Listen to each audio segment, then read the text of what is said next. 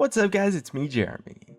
Ryze is a champion that we've talked a lot about lately, and he's been a pretty hot topic in the community overall because of how powerful he's been after each one of his reworks. We wanted to take a look at the history of Ryze, but we're switching up the format a little bit, and we're going to try our best to cut out all of the minor, boring kind of stuff, and just focus on the big moments, like his power level between the reworks, or his insane, crazy old ultimate, which is the ability you guys saw in the thumbnail. So make sure to let us know if you guys like this format better, and if you enjoyed the video, hit that like button, and if you don't, definitely hit that dislike, because if this video gets, let's say, 8,000 ratings, I'm buying myself some chicken wings, and let's get started. So starting off, we have the beta version of Ryze, which was all about stacking ability power actually. He didn't really have as much or really any of the mana scaling that became a big part of his identity in later seasons. Although because his mana costs were actually really high at the time, you would end up just building mana anyway. He did still have some mana interactions back then though, specifically in his W, which was a different ability, a toggle effect called Arcane Mastery, that increased his mana pool a lot passively, alongside dealing a huge amount of his ability power on basic attacks. His Q Overload was a single target nuke, but it also dealt 12% of Ryze's current mana as damage. Still, mana came second, and the big emphasis was really just on getting as much ability power as possible to just blow everyone up. His passive Desperate Power was a cool nod to this as well, giving him additional ability power when he fell below 40% health, making him even more dangerous as you got closer to killing him. Once Ryze had you in range, there wasn't really a lot you could do about it. His Rune Prison, which was his E at the time, was also infinitely more powerful back then, lasting up to 3 seconds and also preventing enemies from attacking or dealing any damage during the duration, as well as stopping their movement as well.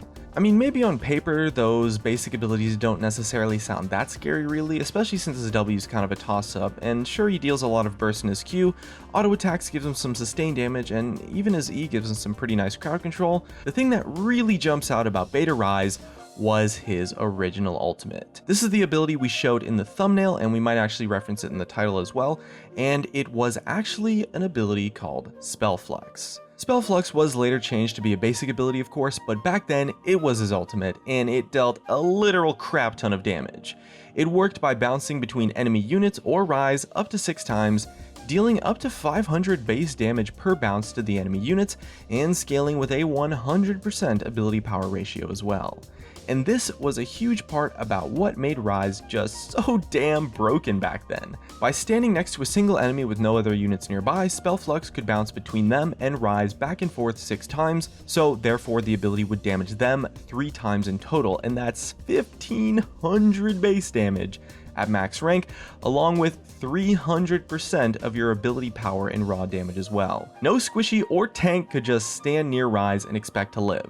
Near the end of the original official League of Legends walkthrough trailer, there's actually a clip of Ryze using Spell Flux on an enemy Ashe who's at about 80% HP, and it pretty much completely one-shots her with the ultimate alone, and it only bounces on her twice because there's actually a bunch of minions nearby. Ryze was one of the strongest 1v1 champions in the entire game, and Ryze actively encouraged people to try ganking enemy players with Rune Prison and Spell Flux as well. And that wasn't the only way to use it though. Although Ryze could use himself as a conduit if there's no additional enemies for it to bounce off, Spell Flux would happily bounce from enemy champion to enemy champion and just deal insane area of effect damage. With up to 6 total bounces, that's honestly just so ridiculous. We're talking 3000 damage from a single ability plus 600% of your actual AP that would honestly just burn out an entire team if Ryze was even just a minuscule bit ahead. Beta Ryze was the definition of anti-fun for everyone except the guy wandering around using Spell Flux on lonely enemies. The insanely overpowered Ryze run wouldn't last though, and fairly early on in Season 1, Ryze received his first gameplay update.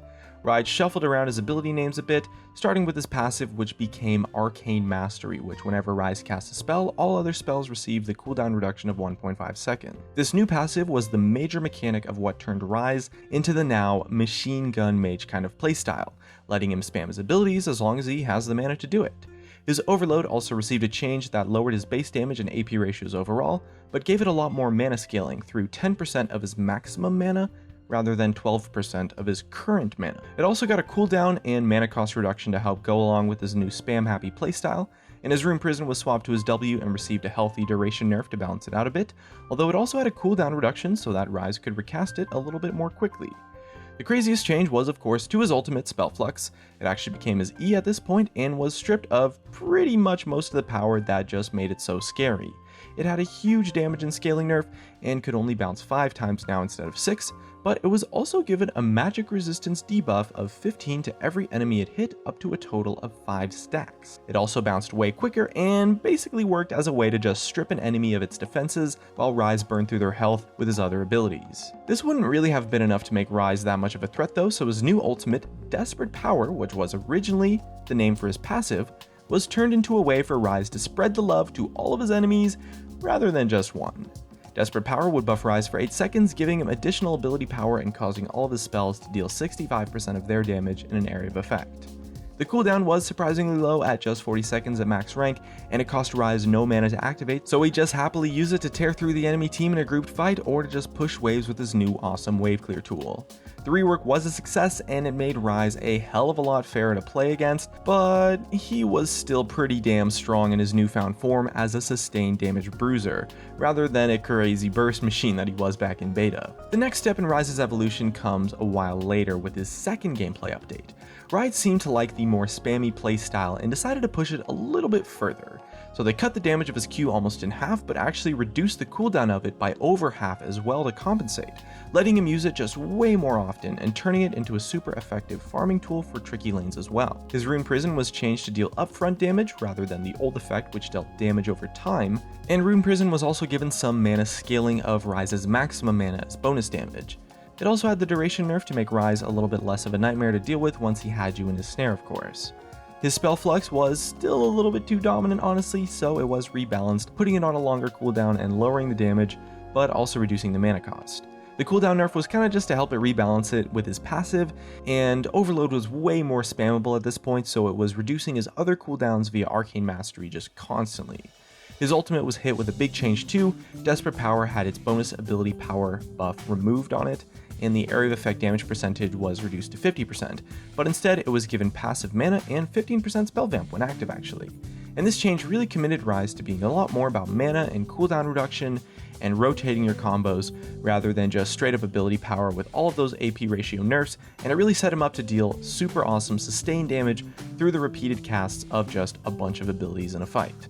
At this point is the kit that Ryze kept for pretty much most of the game's history, and it's the version of Ryze that pretty much all of you guys are going to remember right up until Season 5.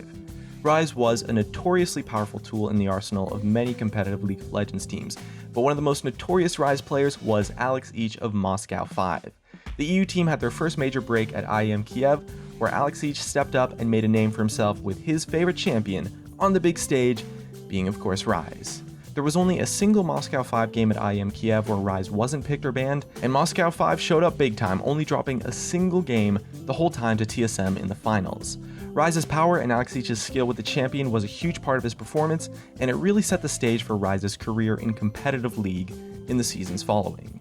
He's pretty much never been weak for the entire history of the game since then, which meant players were pretty interested to hear that he was being reworked a third time in Season 5. The Season 5 rework by itself wasn't entirely that terrifying. It turned his Q into a skill shot, tweaked his Rune Prison stats a bit, and changed his spell flexibility by causing it to return to its initial target instead. The big change of course was in his passive Arcane Mastery. It caused Ryze to stack up on spell casts, and once he reaches 5 stacks he would gain a movement speed buff, a mana based shield, and cause his ability cast to lower the cooldowns of his other abilities as well. And combined with his new passive cooldown reduction on the ultimate, Ryze became the official spam bot of League, well if he wasn't already, able to combo his abilities together to just destroy single targets in no time. He wasn't quite there though, and aside from an insta-kill bug with the Mirror Mana, he wasn't actually that strong at all for the first time in his career in years. Ryze swiftly dished out some buffs though in a follow-up patch, and Ryze instantly, just like that, became one of the most broken champions in the history of League of Legends.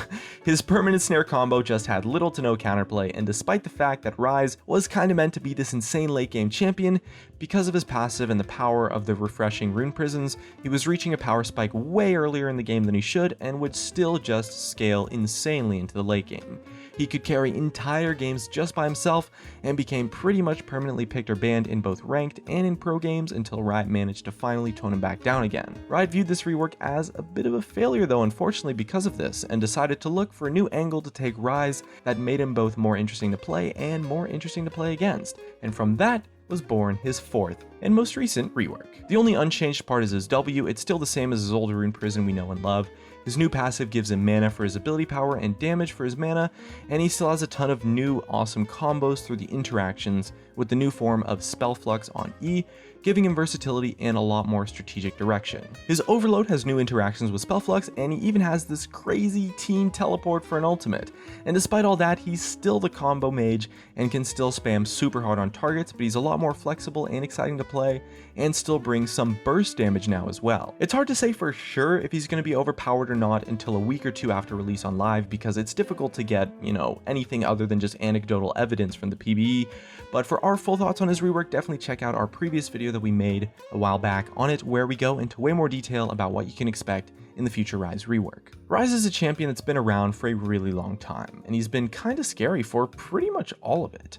With the new rework ready to be tested out on the live servers, we're excited to see if Ryze's new direction for Ryze holds up to his reputation and he's still gonna be broken, but hopefully he's not gonna be too strong and end up resulting in a 5th rework down the line. Definitely leave us a comment with your thoughts on Ryze's history and what you expect to see from his rework, and looks like that's gonna be it for me. If you guys enjoyed the video, drop a like, subscribe if you want. Thanks for watching, and I'll see you guys next time.